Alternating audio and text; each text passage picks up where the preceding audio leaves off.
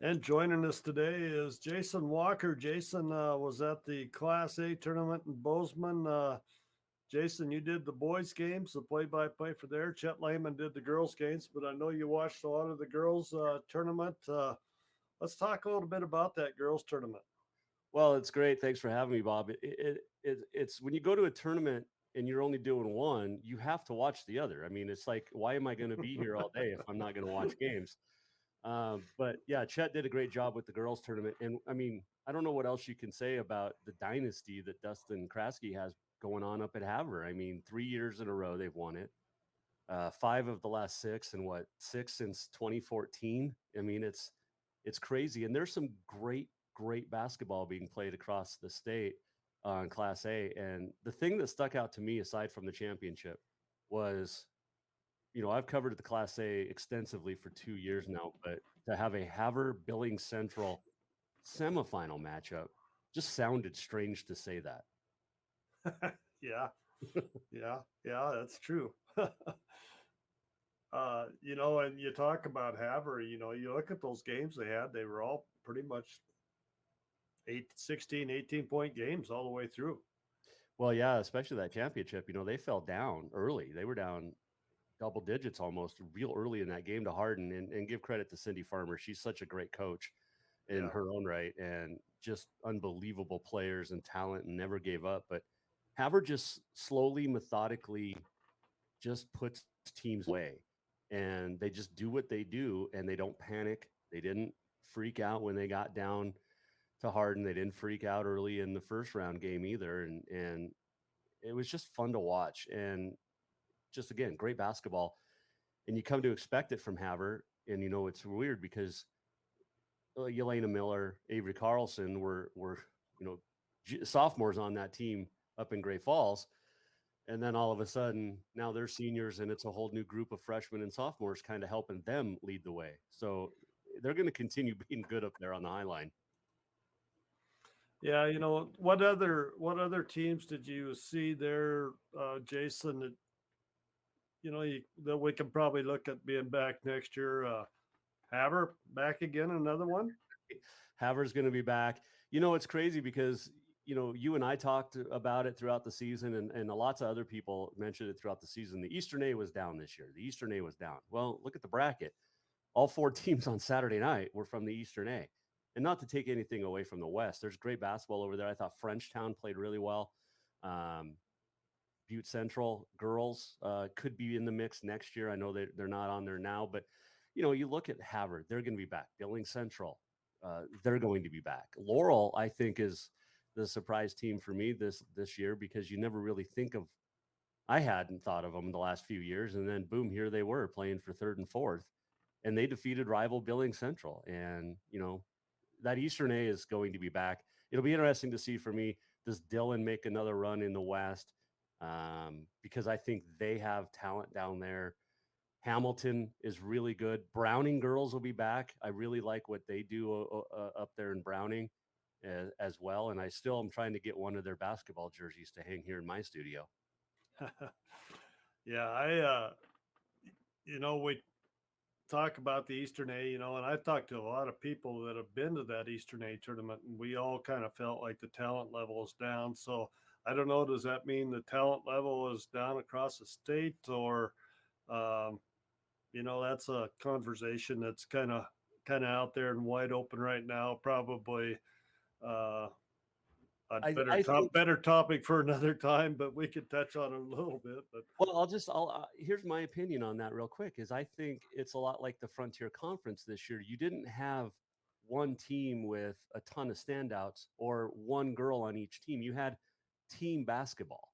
yeah, And you didn't have a Maya Hansen who ripped it up at Boise State as a freshman, but you didn't have that one person go to on each team that you normally have. And I think you're seeing that across the state in all classifications. Bob, is there's not you didn't have that standout. Like I said, it's more team basketball, and I think it was more fun to watch this year too. well, and to that point, we'll get to that later. But I think probably your Fergus, your Lewistown boys are probably the only team in the state that actually had a go-to kid. Maybe the Almond Root kid from Manhattan Christian. Hmm. He was pretty much a go-to kid at the end of the game for them in the tournament. But uh, yeah, that's a good point taken, Jason. That you're looking at more even across the board, top five players on each team. Yep, yep, and even the the bench players, and you forgot one name, and we'll talk about him later too. But Dougie Peoples might have. Yeah, well, yeah, he's He's a he's go. definitely going to be later. Yeah, But yeah, I just think you had, Avery Carlson, Yelena Miller. I mentioned them for Haver, but then it was a whole host of underclassmen that stepped up, and that's what won them the title a couple years ago when they had Sadie Filius and they had Kendall Keller. Keller, they still were able to play as a team, and there wasn't that one girl that was the go-to girl, and Haver had it again this year.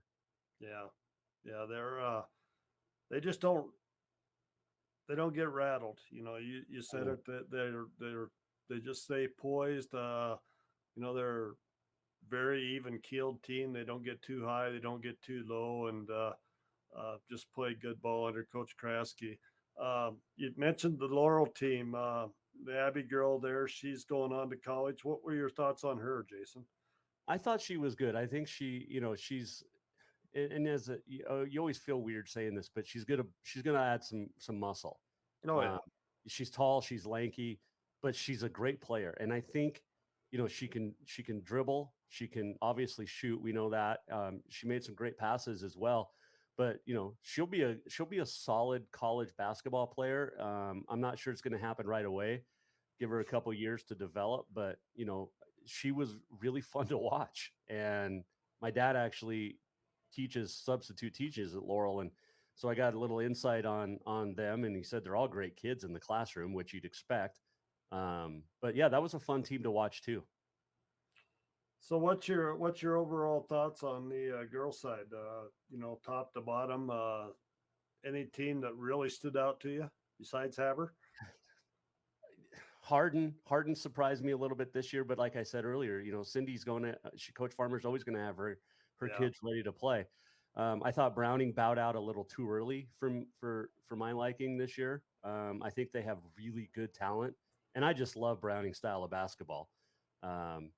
Deep down, you hope for a Browning Harden championship, but you knew it wasn't going to happen when everybody in the East was there. But my biggest question is going to be, where does Billings Central go? Because they've been riding the same girls for a long time, and now where do they go? And what happens with Jatan Ailes' squad moving forward? Because they're a perennial powerhouse, but they would never were able to get over the top. And I know, take out the COVID year, but you lose this 3 times in 3 years on the floor at the state yeah, tournament to have her. That's tough. And they're yeah, such a great group of girls too. yeah, yeah. No, it's just going to be another battle, I think. Again next year, something to look forward to. And let's jump into that, boys. Oh, I'm saving Dougie Peoples for the end.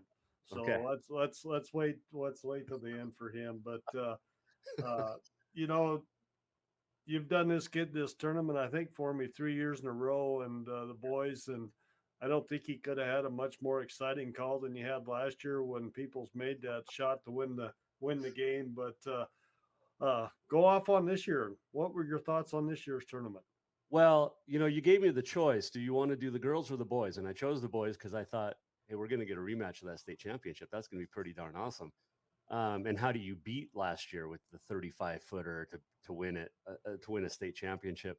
I thought the boys, as good as the Eastern A girls are, the Western A boys, aside from Lewistown, just as good. I mean, Dylan played a fantastic basketball tournament, and what they did in the semifinals to beat Butte Central. I mean, great defense, shots when they needed it to, but that was a team on a mission to get past Butte Central. They hadn't done it in 3 games earlier this year, and they finally did. But I thought Dylan looked really, really good, and there was some other great teams too. Butte Central obviously coming back to take third. Disappointing for them. They'll look back in 20 years and think, okay, we got 2 trophies out of our run. But yeah, what else can you say about Lewistown? I mean, it was, I felt bad for Frenchtown on Friday night in the semifinals because they did nothing wrong. Royce Robinson and Fisher Brown just couldn't miss. And when they put up 50 of the 58 points or whatever it was a performance. But yeah, that Western A, the Hamilton boys, the Frenchtown boys all looked good. And Dillon making it to the championship, and they had a chance. They hit a buzzer beater to tie it going into half. They hit a buzzer beater at the end of the third, and I said during the broadcast, Lewistown's probably real sick of seeing buzzer beaters in the state championship game. Yeah. Yeah, that's for sure. But and Dillon, Terry Thomas going out, he announced his retirement early. I'm sure that the kids would have loved to have gotten him that championship game on his last game. But somebody that's really going to be missed, I think, in Western A basketball, and that's Terry Thomas and Yep. his leadership. And we talk about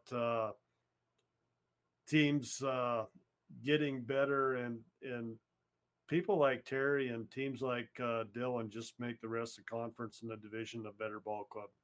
Well, and it's great too because Dillon has tradition, right? I mean, you look back over the last 2 or 3 decades between football, basketball, track, they're just unbelievable athletes and unbelievable kids. And of course, it helps to have great coaches. And Coach Thomas, yeah, he didn't win that final one, but to get him to the championship was I think good enough for the guys. Oh And yeah, let's be honest, there was a lot of people thinking, Lewistown's going to roll through this championship. And I talked to a couple of parents at Dillon, and they're like, "No, I don't think so. You're going to be in for a game." And we were. I mean, it was a fantastic basketball game. I thought Lewistown came out a little flat in that first quarter, but give Dillon all the credit in the world. And that starts right there with the coaches, like you said, with Terry Thomas. And it's interesting. I had Flint Rasmussen on my show last week, and three big names in the sport of or in sports in Montana retiring this year: Steve Keller, Terry Thomas, Flint Rasmussen, all with Dillon ties. But there's something in the water, just like up in Havre. There's something in the water at Dillon. Those teams are going to compete. yeah, yeah. No, what other team did you see there? That we could look at possibly being back at that state tournament next year. Well, Lewistown's going to be back. They lose Royce Robinson. They lose a couple of big studs to football, but they'll be back. Fisher Brown, he's going to lead that team, and his hair, I love it, absolutely love it. But yeah, I mean, I think it's wide open next year because Butte Central loses everybody, and it'll be interesting to see what they bring back and what they can go get. Lewistown's going to be there. Man, I like the West because you looked at Hamilton, you look at Columbia Falls, which got a taste of the tournament this year, and having them back in it next year could be, if they can make it back because they have that taste now and they went 2-0. But that's a really good, well coached basketball team. In high school, Bob, it's all about the coaches. And when you got a Finberg leading the way in Columbia Falls, teams are going to be good. Yeah, yeah. And it just I think you're right. I think the West, other than Lewistown, I think you're going to see a lot of it back. What'd you think of Frenchtown? I got a little connection there. What'd you think of that ball club? I like their battle. I mean, they came back in that loser out after what they went through on Friday night, but be able to come back and get back into Saturday morning playing well. I think they won in overtime. And those Saturday morning games are tough. You never know which team's going to show up because the state championship dream ended. And it was late on Friday night when that game ended. And all of a sudden they're back battling and then go to overtime. And they gave Butte Central a run. I thought it was a good basketball game. Peoples made some shots when he needed to. And congratulations to the Maroons. But I like Frenchtown. I really did. I like their style of play. I like their defensive effort, and they're well coached too. Yeah, both the coaches, Brendan Robbins, of the boys, and Tim Yeager, the girls, played. They're the same age as my boys, so they played a lot, summer ball and that kind of stuff together, and we're pretty good friends. And so I kind of keep track of those two kids and their coaching careers. But yeah, I think they're both doing a very good job there at Frenchtown. Well, and I mean, if you're Brandon Robbins on that semifinal game, you literally couldn't do anything. You had guys playing great defense, hand in the face every time with Royce Robinson and Fisher Brown, and they were just making shots. That Connor Machad is a stud. Sully Belcourt, I know they're seniors, absolute fun guys to watch, and it'll be interesting to see how they bounce back next year, because they're really, really good and they're talented. And what impressed me, Bob, was like I said, the way they battled Saturday morning after being, blown out Friday night said a Right. lot about their culture inside that locker room. Yeah. Well, Dougie Peoples, Gatorade Player of the Year. What's your thoughts on Dougie and his future and the legacy that he's left in Butte, the all-time leading scorer in Butte history? For both Butte Central and I mean he's And the leading yes, scorer in the mining city. yes, Um, yes, Look, great talent, great kid, obviously off the floor. He's completely different. I had him on my show after last year's state championship. Completely different person than what you see on the floor. And I talked to him and I've talked to coaches, what you see on the floor may rub people the wrong way. He's very confident. And there's a difference between confident and cocky, and he is very, very confident. He knows he's good. But off the floor, 100% or, complete 180 different. And fantastic kid, fantastic family. I mean, you think of names in Butte, Thatchers, the Peoples. I mean, it's a great, great family lineage down there. He's a great kid. I don't know, and I talked to a lot of officials and coaches over that weekend in Bozeman. I don't know where he's going to end up. I'm here in College of Idaho. I think he's going to have to step up defensively. He's a great talent offensively. We all know that. He can make passes, he can find the open guy, and he's not afraid to shoot. But what's he going to do without those guys he's played with his whole life? I mean, that's going to be a big thing because he's had some talent with him, and everybody knew their role for the Maroons. And the last couple of years, and it paid off into 2 trophies, one first, one third. But I can't wait to see where he goes. I just there's a lot of question marks about how he can physically play in the next level, and I think it's going to be an NAIA school.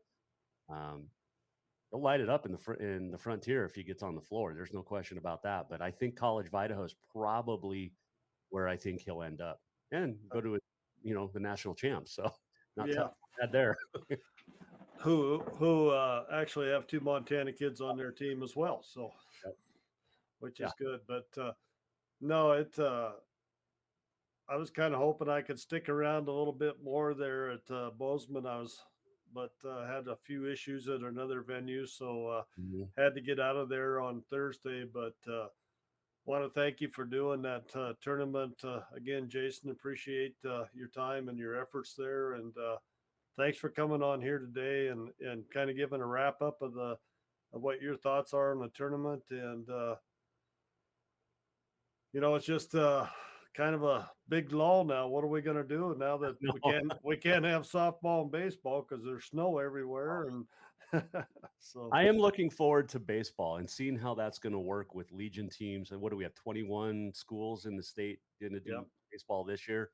I am looking forward to that once it warms up and melts. It's snowing here again right now in Helena. But yeah, I'm looking forward to that. Softball, track and field.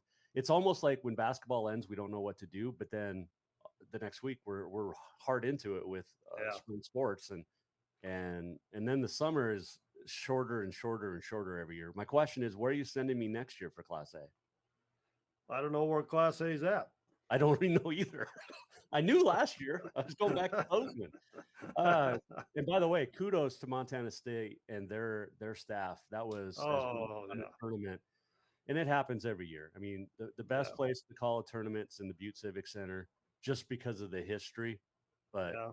love going back home to Bozeman to call games in the field house and get to see Danny Sprinkle every now and then, at least for a Well, couple weeks.